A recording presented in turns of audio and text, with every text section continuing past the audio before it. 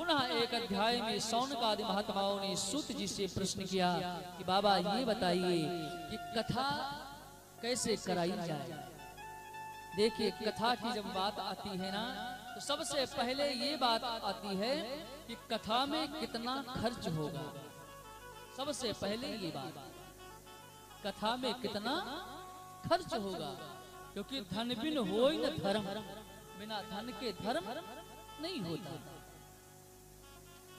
सूत जी महाराज कहते हैं कथा किस तरह करना चाहिए।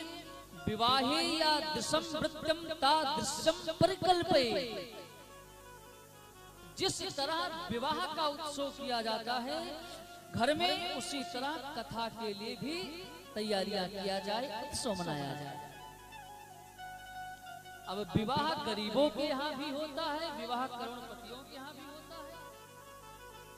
अपनी अपनी सुविधा के अनुसार, अपने अपने पहुंच के अनुसार। कहीं कहीं पर गरीब की शादी में बहुत लोग हाथ बटाने पहुंच जाते हैं कि भैया 51,000 मेरे तरफ, 1 लाख मेरे तरफ, 5 लाख मेरे तरफ, तो वो विवाह करोड़पति से भी बढ़कर के हो जाता है। विवाह के सदृश जैसे पहले विवाह की तारीख निश्चित किया जाता है, पुनः कार्ड को भेजा जाता है, अपने इष्ट मित्रों को बुलाया जाता है, उसी तरह कथा का भी सुंदर तिथि निश्चित किया जाए, तारीख निश्चित किया जाए, पुनः कार्ड भेज करके सभी इष्ट मित्रों को, आगंतुकों को बुलाया जाए। भैया आप लोग के आशीर्वाद से, मेरे पूर्वजों के आशीर्वाद से मेरे घर में, गांव में, क्षेत्र के कल्याणार्थ, सबके कल्याणार्थ भागवत की कथा हो रही है। आप इसमें पधारें, कथा श्रवण करें, प्रसाद ग्रहण करें। जो दूर से आवे रुकने की व्यवस्था। फिर पूछे महाराज वक्ता कैसा होना चाहिए।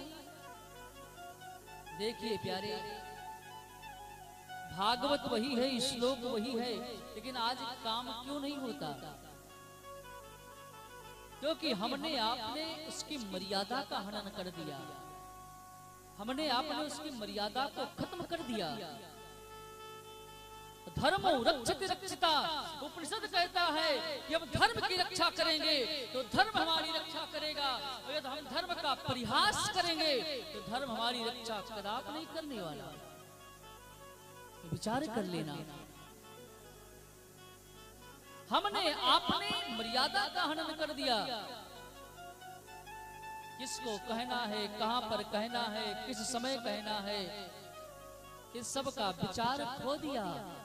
इसलिए भागवत कथा तो वही है, लेकिन आज कल्याण नहीं कर रही है, क्योंकि मर्यादा का पालन करने पर इसको बल मिलता है। जैसे हमें आपको भोजन करने से शरीर को बल प्राप्त होता है, आहुति देने से देवताओं को बल प्राप्त होता है, उसी तरह शास्त्रों की मर्यादा रखने से शास्त्रों को बल मिलता है, शास्त्रों को शक्ति मिलती है। जब हम उनके मर्यादा का हनन करेंगे, मर्यादा का पतन करेंगे, शास्त्र वही रहते हैं, पुराण वही रहते हैं, लेकिन अपनी शक्ति को खो देते हैं। भागवत जी में स्पष्ट लिखा है क्या? विरक्तो वैष्णो विप्रो, वक्ता ब्राह्मण होना चाहिए। हो सके वो ब्राह्मण विरक्त हो, और ना विरक्त हो तो ब्राह्मण होना चाहिए, वो भी वैष्णव गुरुमुख हो। शास्त्रों ने तो यहाँ तक बताया है कि बिना गुरु किए हुए किसी व्यक्ति के हाथ से जल ग्रहण कर लिया जाए तो वो भी एक मदिरा के समान। कहूंगा तो अटपटा लगेगा, क्षमा करना, मैं व्यास गादी पर बैठा हूँ, तो ये बात नहीं कहूंगा जो आपको अच्छी लगे, जो सत्य होगी वो कहूंगा। हो सकता है थोड़ा खराब लगेगा, बाद में आप विचार करोगे तो अच्छा लगेगा। गुरुमुख वक्ता हो, ब्राह्मण हो, इस तरह से वक्ता को बना करके कथा सुनोगे तो परम कल्याणकारक होगा। और प्यारे, मैं अपने आप को परम सौभाग्यशाली मानता हूँ, भगवान राधा माधव भगवान की बहुत बड़ी कृपा मानता हूँ कि भगवान ने भारत की जैसे धरती पर जन्म दिया, वो भी अवध क्षेत्र में जन्म दिया, वो भी अवध क्षेत्र में एक ब्राह्मण परिवार में जन्म दिया। और ब्राह्मण परिवार में जन्म दे करके ऐसे ब्राह्मण परिवार में दिया कि जहाँ पर धर्म कर्म किया जा रहा था, जहाँ पर भक्ति की जा रही थी भगवान की, उस घर में दिया। वरना आजकल के ब्राह्मण भी क्या क्या नहीं खाते, किस किस कर्म पर नहीं चलते हैं। बोलेंगे हम पंडित जी हैं, हाथ में बोतल रहेगी शराब की, खाक पंडित जी हो। पंडित जी नहीं, पंडित जी के नाम पर कलंक हो। इसलिए प्यारे, ब्राह्मण हो तो कंधे पर जनेऊ, सिर पर चोटी, ललाट पर चंदन।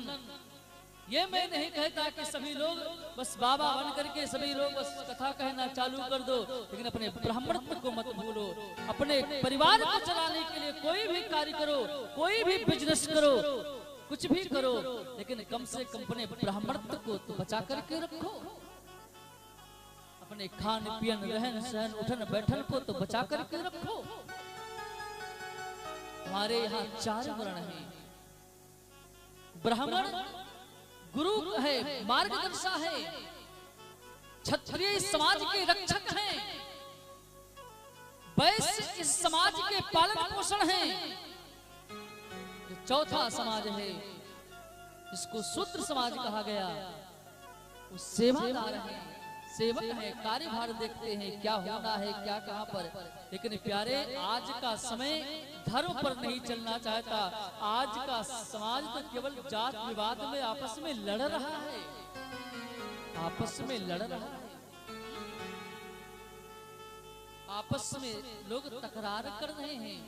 देखिए प्यारे, जातियां कोई छोटी बड़ी नहीं है, माफ करना। एक कार्यालय में 4 व्यक्ति काम कर रहे हैं, तो कोई उसी में ऑफिसर है, ऑफिसर रैंक का है, उसी में कोई उससे छोटे रैंक का है, उसी में कोई पानी पिलाने वाला चपरासी भी है। अब क्या चपरासी है तो क्या वो छोटा हो गया? हमारी आपकी बुद्धि इतना भ्रष्ट हो गई है, हमारे आपकी मानसिकता को इतना गलत कर दिया गया है साहब, कि हमारी आपकी बुद्धि केवल तोड़ने में लगी है।